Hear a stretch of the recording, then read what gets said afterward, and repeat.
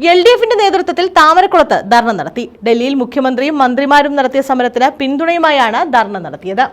കേരളത്തോടുള്ള കേന്ദ്ര സർക്കാരിന്റെ സാമ്പത്തിക ഉപരോധത്തിൽ പ്രതിഷേധിച്ച് മുഖ്യമന്ത്രിയും മന്ത്രിമാരും ഡൽഹിയിൽ നടത്തിയ സമരത്തിന് ഐക്യദാർഢ്യം പ്രഖ്യാപിച്ചാണ് LDFിന്റെ നേതൃത്വത്തിൽ താമരക്കുളത്ത് ധർണ നടത്തിയത്. CPM ജില്ലാ കമ്മിറ്റി അംഗം B. ബിനു ധർണ ഉദ്ഘാടനം ചെയ്തു.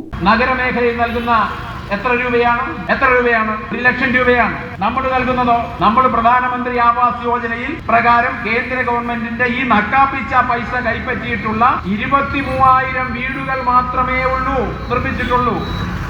BJP-ക്കാർ കണക്ക് മനസ്സിലാക്കിക്കോണം. ഇവിടെ ലൈഫ് പദ്ധതിയിൽ ചെലവഴിക്കുന്ന പണം മുഴുവൻ കേന്ദ്ര ഗവൺമെന്റ് ഇങ്ങോട്ട് തരുന്ന പ്രധാനമന്ത്രി ആവാസ് യോജന പണമാണെന്ന് നാട്ടിൽ തെറ്റിദ്ധാരണ വരുത്തുന്ന BJP-ക്കാര് എവിടെ വേണമെങ്കിലും പരിശോധിച്ചിട്ട് പരസ്യ സംവാദത്തിന് തയ്യാറായിക്കൊള്ളണം.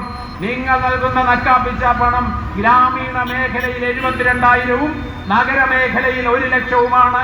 അത് എത്ര വീടുകളുടെ എണ്ണം? കേവലം 23,000 എണ്ണം. കേരളത്തിൽ 1.25 ലക്ഷം വീടുകൾ. G. വാസവൻ അധ്യക്ഷത വഹിച്ചു. P. Rajan, R. Binu, V. Geetha, S. Prashant, B. Prasannan, Basheer അറഫ, K. Sudhakaran, G. Vijayan, V. Kuttappan, S. Ashkar തുടങ്ങിയവർ പങ്കെടുത്തു. News bureau, Charummood.